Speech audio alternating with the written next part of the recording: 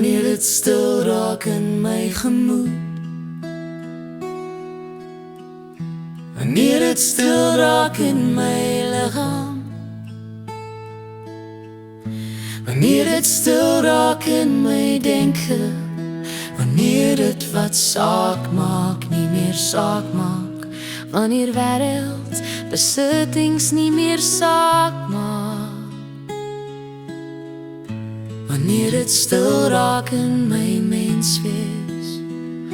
dan kyk ek terug op die kronkelpad van my verlede, waar die voetpad vaag raak in die nie, waar die voetpad in die mistigheid verdwyn,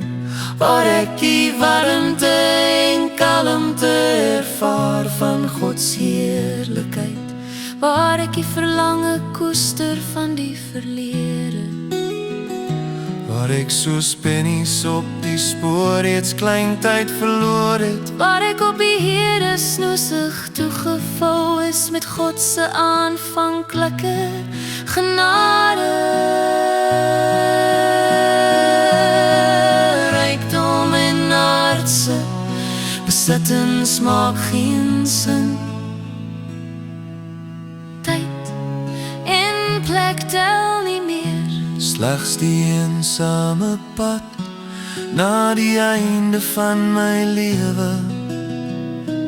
dis die tyd waar haat en neid verdwyn, dit is die tyd waar ek kan vergewe en vergeet, Dit is die tyd